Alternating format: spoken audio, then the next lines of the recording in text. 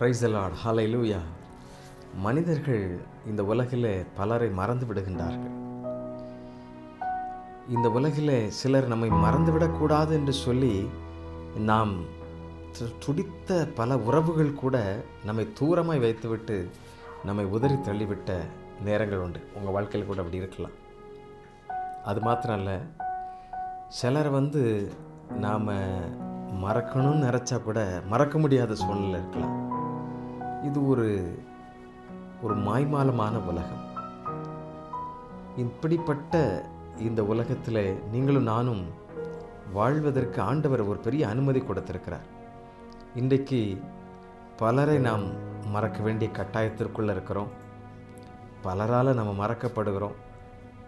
என்னுடைய அலைபேசியில் கூட ஆயிரக்கணக்கான எண்கள் இருந்தாலும் அவர்களை திரும்ப திரும்ப நான் எண்ணி பார்க்கும் பொழுது தான் இவர்களெல்லாம் நம்மோடு கூட பயணித்தவர்கள் என்று சொல்லி நான் அவர்களை நினைத்து ஜெபிக்க ஆமென் விருப்பம் உண்டு, ஜெபிக்கிறது உண்டு.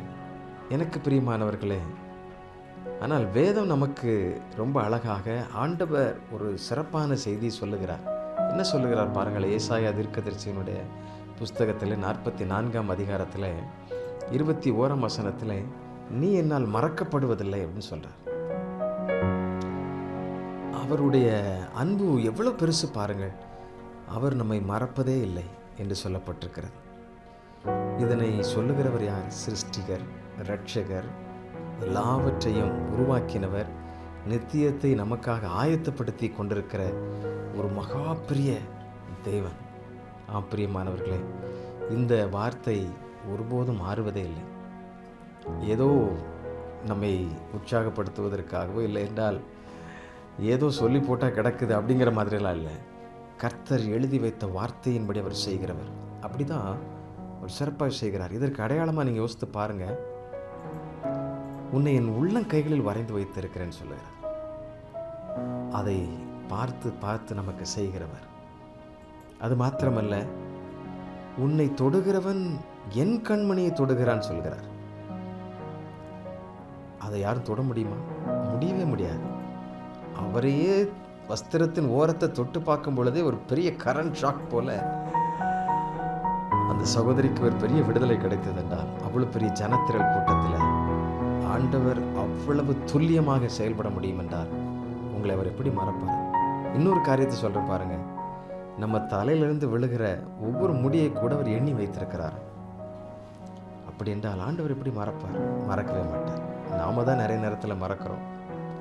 நாம தான் அவர் விட்டு தூரமாக போகிறோம். நீ என்னால் மறக்கப்படுவதில்லை. ஆண்டவர் இன்றைக்கு உங்களை பார்த்தான் சொல்லுகிறார். எத்தனை வயதானாலும் சரி, நீங்கள் வேலை பார்த்த இடத்துல கூட பலர் உங்களை மறந்துருக்கலாம். வயது மூப்பி நிமித்தமாக கூட சிலரை நீங்கள் மறந்து போய் ஆமாம் ஆமாம் ஆமாம் உங்களை மறந்துட்டேன் அப்படின்னு கூட சொல்லலாம். ஆனால் ஆண்டவருடைய ஆதீனத்திலே, அவருடைய புத்தகத்திலே, ஞாபக புஸ்தகத்திலே ஒருவர் மறக்கப்படுவதில்லை. அத்தனையும் அவர் எழுதி வைத்து கொண்டே இருக்கிறார்.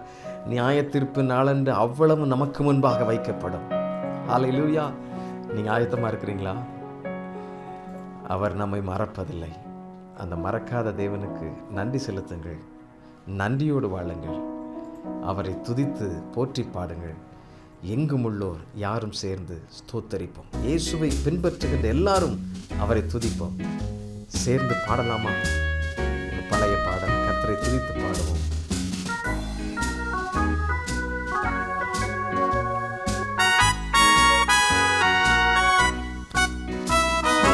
உள்ளோர் யாரும் சேர்ந்து ஸ்தோத்தரிப்போமே.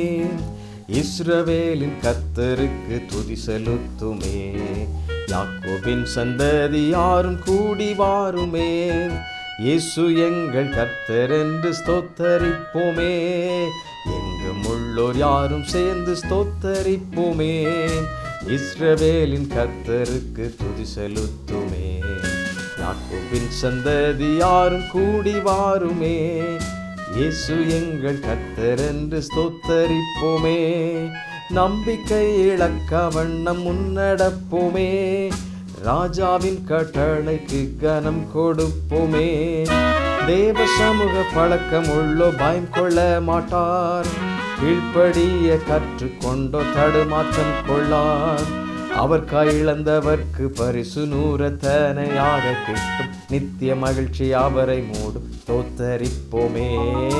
அவர் கையிழந்தவர்க்கு பரிசு நூறத்தனையாக கிட்டும், நித்திய மகிழ்ச்சி அவரை மூடும் ஸ்தோத்தரிப்போமே.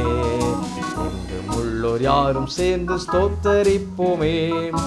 இஸ்ரவேலின் கர்த்தருக்கு துதி செலுத்துவோம்.